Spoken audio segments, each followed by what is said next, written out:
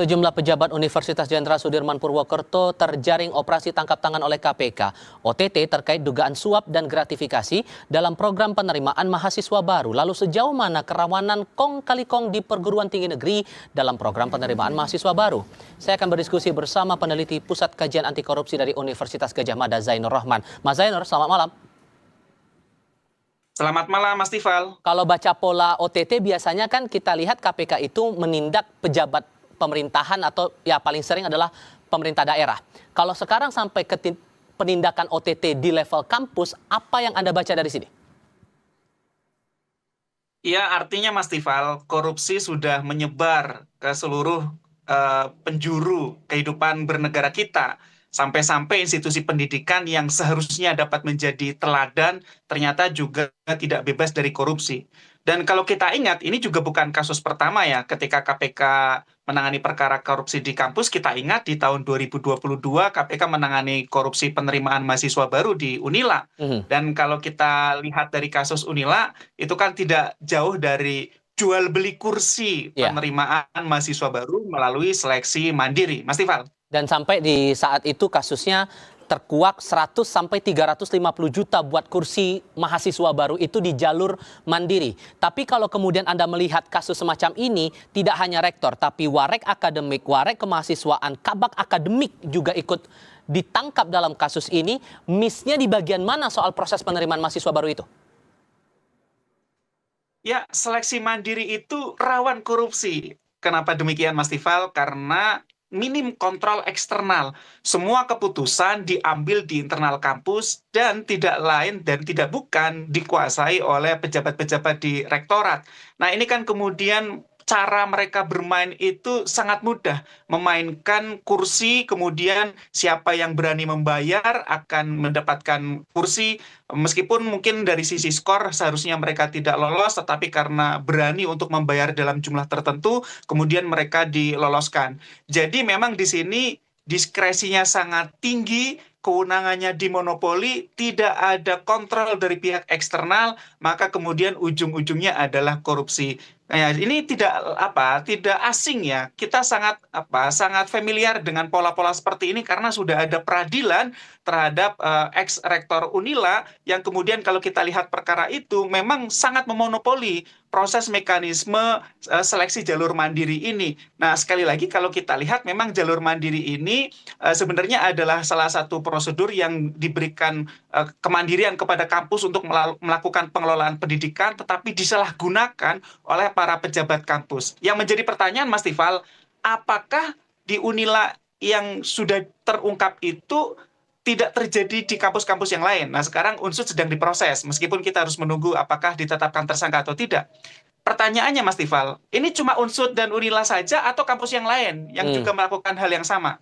Kedua, ini baru periode yang sekarang atau dari tahun-tahun kemarin sudah melakukan hal yang sama? Saya sih ragu kalau itu hanya ada di Unila dan di Unsud ya. Jangan-jangan pola yang seperti ini juga terjadi di tempat-tempat yang lain yang menggunakan metode model seleksi mandiri, Mas Tifal. Saya akhirnya jadi pengen tahu nih di kampus Anda di UGM, terutama proses seleksinya, untuk menghindari ada main-main itu tadi, yang mau nitip-nitip dengan sogokan duit itu tadi, gimana sistem di UGM sendiri?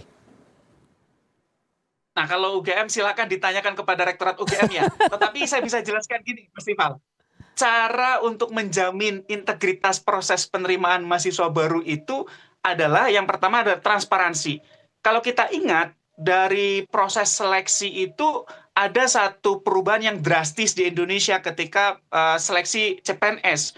Dengan CAT, Computer Assisted Test, itu kemudian ada revolusi di sana, Mas Tifal. Tidak kemudian subjektivitas dari penilai, tetapi semuanya secara real time bisa diketahui hasilnya. Jadi setelah peserta tes CPNS itu selesai mengerjakan soal, Mas Tifal, itu hasilnya langsung ketahuan di layar berapa nilai mereka, sehingga dengan transparansi kemudian pihak-pihak yang akan bermain akan kesulitan karena bisa diprotes, bisa digugat oleh peserta. Yang kedua adalah tidak dimonopoli sendiri oleh orang dalam, oleh internal kampus. Kalau hanya di dipanitiai oleh internal kampus, apalagi penentuan kelolosan sangat dimonopoli oleh pejabat rektorat, ya maka kontrol publiknya sangat lemah, sehingga seharusnya ada keterlibatan pihak eksternal, apakah itu dari konsultan independen yang tersumpah, atau menggunakan jasa pihak ketiga, atau juga menggunakan mekanisme dari pemerintah pusat gitu ya. Jadi memang seleksi mandiri ini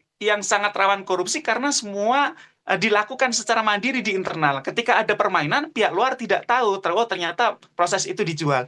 Jadi Eh, Mas Tifal, saya sih melihat semua tergantung kepada mekanisme yang diatur di masing-masing kampus, apakah integritas prosesnya itu bisa dijamin atau tidak. Seperti tadi itu, transparansinya, tim seleksinya, Baik. penentuannya, kemudian juga ada model sanggah bandingnya, dan seterusnya. Mas Tifal. Sehingga keyakinan Anda untuk kasus unsut ini, singkat saja Mas, ini base pada laporan atau berdasar pada laporan masyarakat, atau justru ada pola yang dibaca KPK lah, ada yang aneh sehingga penindakan OTT itu sekarang merambah ke dunia pendidikan?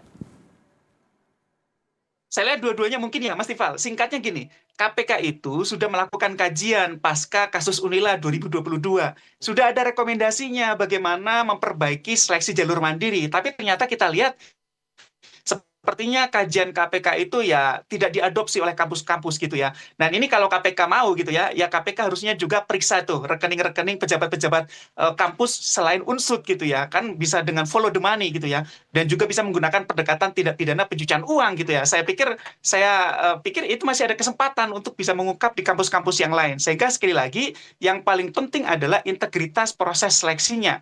Setelah kajian KPK pasca Unila, saya lihat kampus-kampus lain belum melakukan perbaikan berarti, artinya resiko korupsinya juga masih sama besarnya. Nah, kita tunggu Tifal, kerja dari KPK ini, apakah ini hanya berhenti di unsut atau KPK mau telusur lagi, follow the money juga. Jangan-jangan juga tidak berhenti pada pejabat rektoratnya. Biasanya para pelaku itu menggunakan nomine, Baik. menggunakan nama orang lain untuk bertransaksi. Tinggal follow the money, meminta bantuan kepada PPATK. Mas Tifal. Apalagi sudah diungkap oleh juru bicara KPK, ada kemungkinan perantara atau layering untuk setiap penerimaan oleh Rektor Universitas Jenderal Sudirman itu tadi. Mas Zainur, terima kasih banyak sudah berdiskusi bersama saya kali ini. Sehat selalu ya Mas, selamat malam.